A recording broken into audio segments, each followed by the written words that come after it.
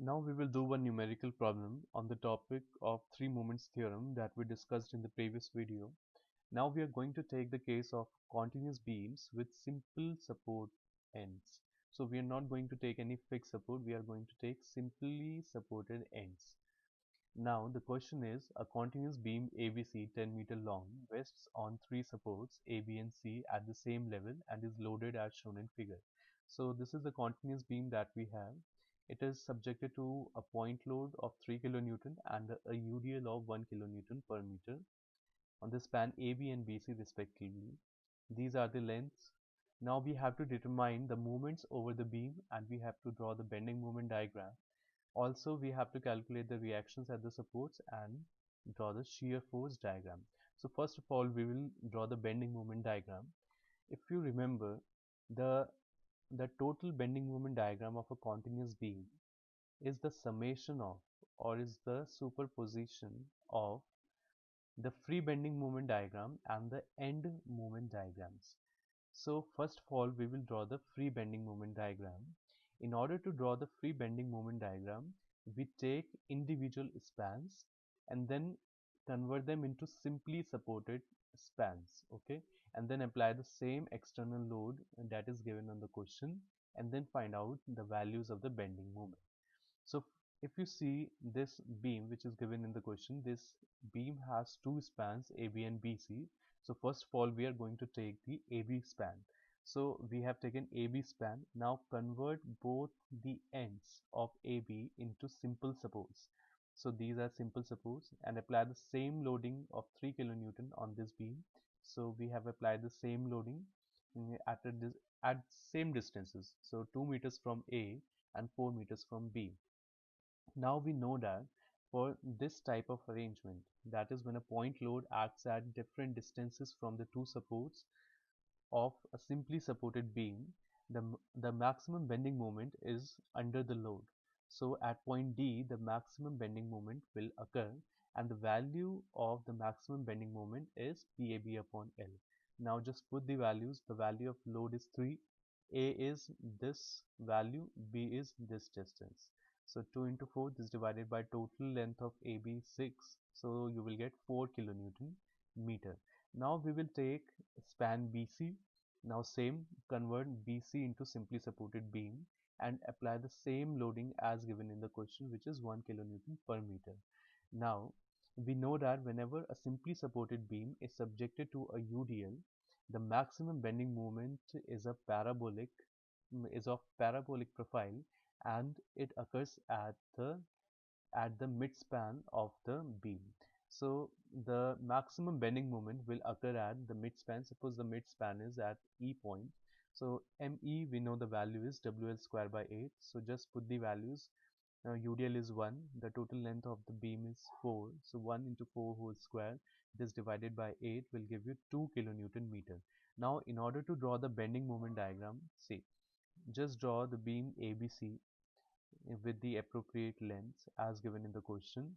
Now, if you will look at the question, we know that A, B and C are what? Simple supports. See, we have considered all the supports as simple supports and the value of the bending moment at the simple supports is 0.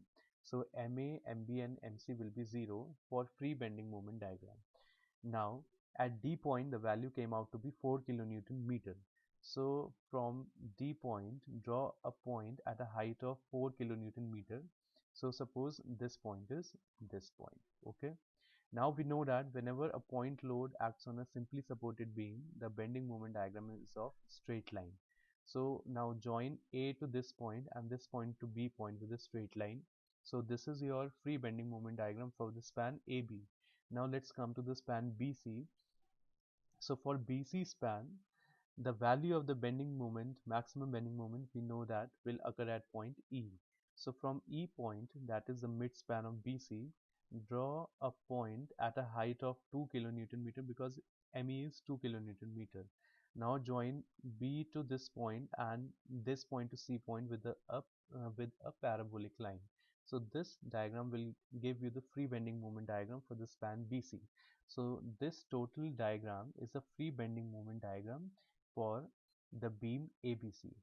See, now if you remember, in three moments equation, we have terms capital A1 into small a1 and capital A2 into small a2.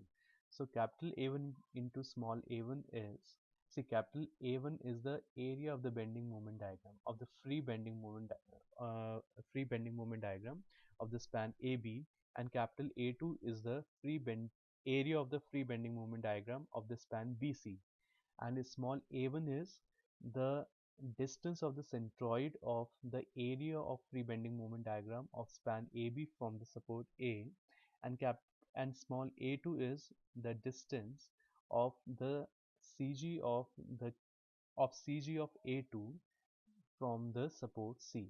So now we will find out the values of capital A1 into small a1 and capital A2 into small a2. Now, if you see span AB can be divided into two triangles. So let's first take this triangle. So the area of this triangle will be half base into height. So half base of this triangle, small triangle, is 2, and the height of this smaller triangle is 4. Into small a1 is the distance of the CG of this triangle from A support. So we know that the CG of the triangle from its apex is 2 by 3 of the base. So 2 by 3 of 2 will be the perpendicular distance, that is small a1. Now let's see the second triangle of this span AB.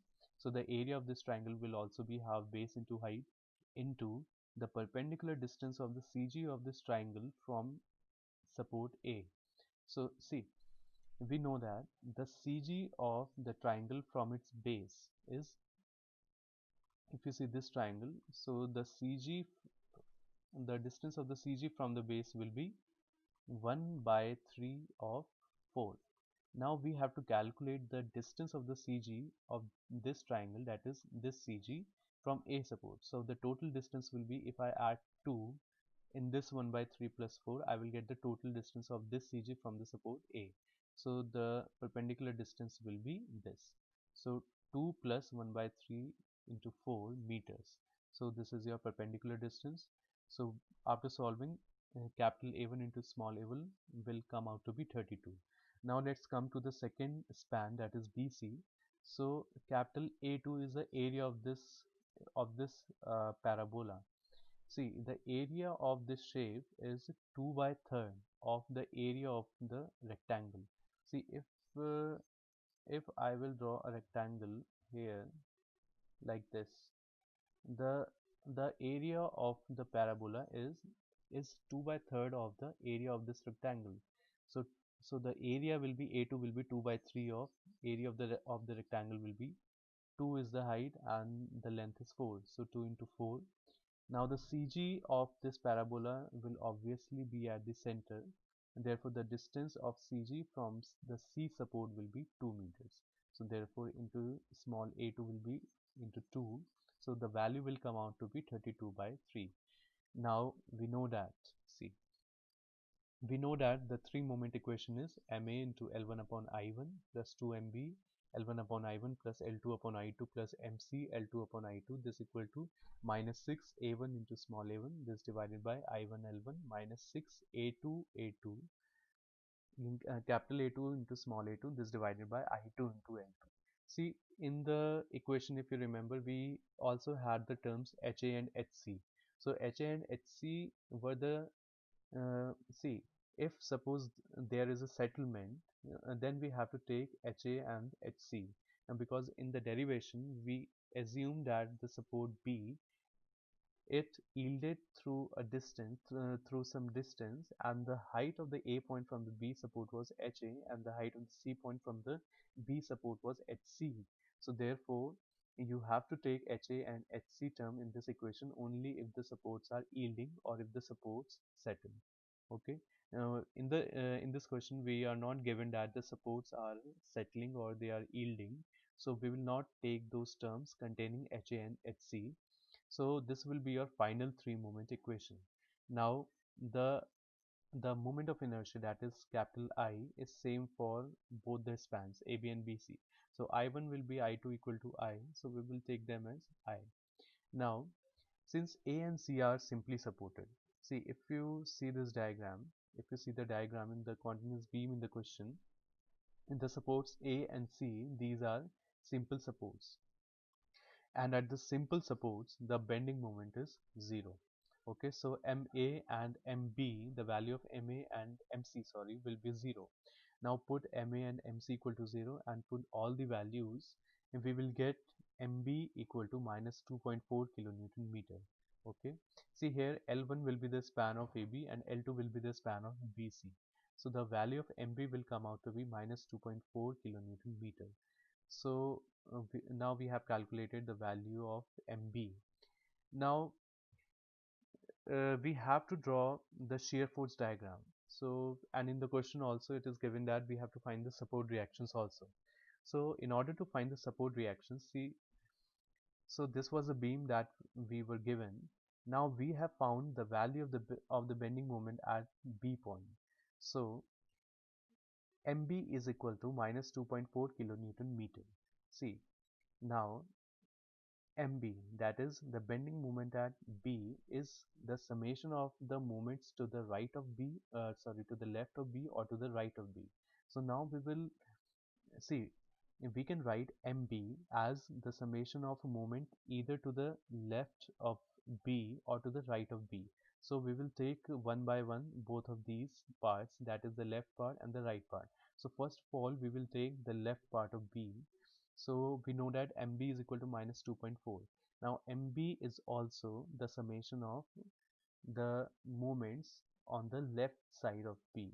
So if you see the left side of B, there are only two forces, RA and 3. So if you see RA is acting in the upward direction. So this RA will produce a clockwise bending moment about B. And if the left moment is clockwise, the bending moment is positive.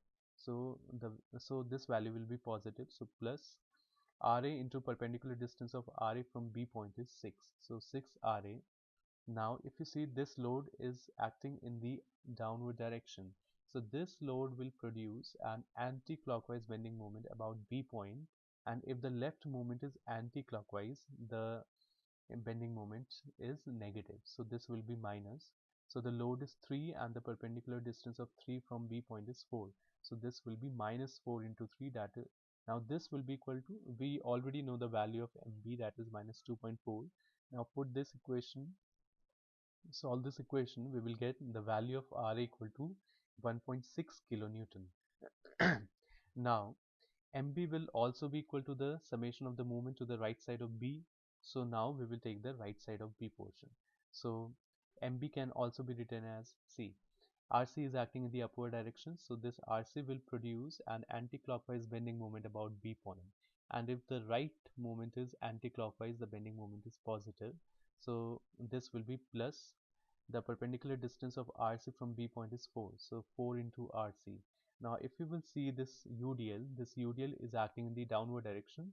So this UDL will produce a clockwise bending moment about B point. So for, see, if the right moment is clockwise, the bending moment is negative. So this moment will be negative, so minus. Now convert UDL into point load. So 1 into the distance, that is 4. So 1 into 4 will be your point load, and this 1 into 4 will act at the center of 4. Therefore, the perpendicular distance of that point load from the B point will be 4 by 2, that is 2. So 1 into 4 is your load and 4 by 2 is your perpendicular distance. Now this equal to minus 2.4. On solving, the value of RC will come out to be 1.4 kilonewton. Now, see, now we have found out the value of the reaction at A and the reaction at C. Now we have to find out the value of the reaction at B point. So if you see this beam, we can take the summation of all the vertical forces is equal to 0. So total upward force is equal to total downward force. Now if you see this diagram, total upward forces RA plus RB plus RC. And now this will be equal to total downward force. So total downward force is 3 plus UDL, convert this UDL into 4, so 1 into 4. So 3 plus 4, that is 7. So we can write summation vertical forces equal to 0. So RA plus RB plus RC, this equal to 7. Now we already know the value of RA and RC, so put the values of RA and RC. So we will get the value of RB, which is 4 kilonewton. See, now we have to draw the shear force diagram. So we will start from the left end. So if you see at point A, RA is acting in the upward direction. If the left force, see, we are going to take the sign convention for the shear force. So Ra was acting in the upward direction. So if the left force is upward, the shear force is positive. So this will be plus Ra, and the value of Ra is 1.6 kilonewton. Now, now we will take at section just to the left of D point. Okay.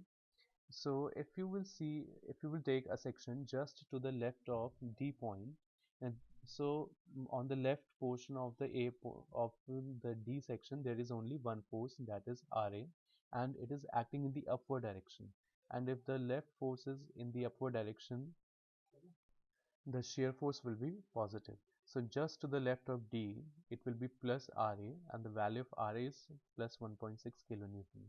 Now, if we will come if we will come to the point D point. See, at D point now one downward load of 3 kilonewton is also acting.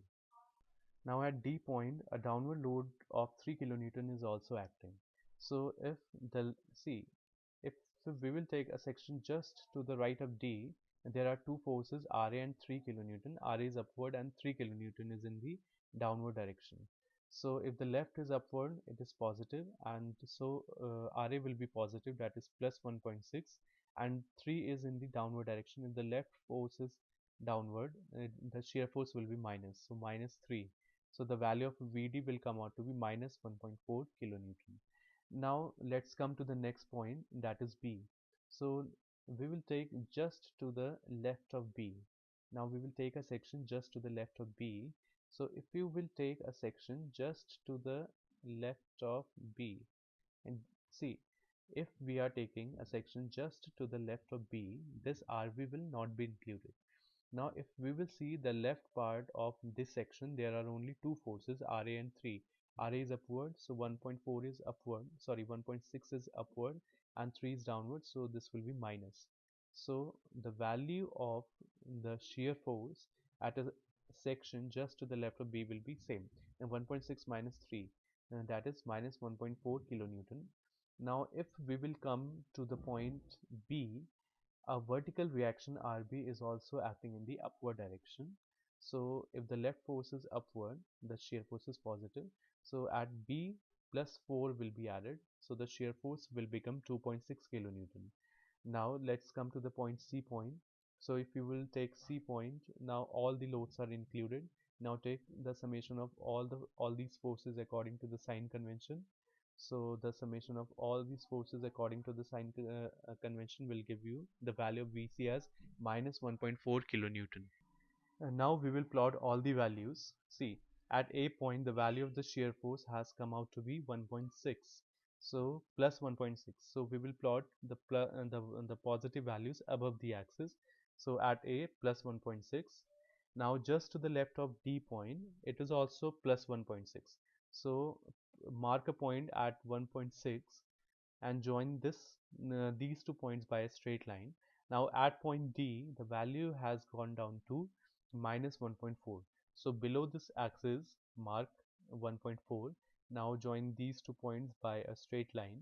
Now just to the left of B, the values is still minus 1.4. So just to the left of B, the values is still minus 1.4. Now join these 2 points by a straight line, and at B, when we came to point B, the value increased to 2.6 plus 2.6. So we will plot a point above the axis, that is 2.6 above the axis. So now join these 2 points by a straight line, and if we go to the point C, the value was coming out to be minus 1.4. So plot a point, minus means below the axis 1.4, and join these 2 points by a straight line. See, if you remember, the shear force for a point load and for the UDL is a straight line. So whether it is a UDL or it is a point load, the shear force diagram is going to be a straight line diagram. So after joining these points and plotting the values and joining these points, we will get the shear force diagram. Now, one thing was left, and that is to draw the resultant bending moment diagram. And we know that the resultant bending moment diagram is equal to the superposition of the free moment diagram and the end moment diagram. So the free movement diagram was coming out to be like this. Now we will come to the end movement diagram. See, if you see the continuous beam, the value of MA and MC was 0. Okay, because they are simply supported ends. So the value of the bending moments is 0 at the simple support, and the value of MB was coming out to be minus 2.4. So join these points by a straight line, we will get the end moment diagram. Now see, superimpose these two diagram. So after superimposing, we will get this type of diagram. So this was a free movement diagram, and this was the end moment diagram. See, now the area of these two diagrams, these two bending moment diagrams, which are coinciding, which are you can say overlapping, these two areas will nullify each other, and the remaining portion will give you the resultant bending moment. So this portion and this portion are overlapping, so these areas will nullify each other. Therefore, the remaining portion, this portion, and this portion will be the resultant bending moment diagram.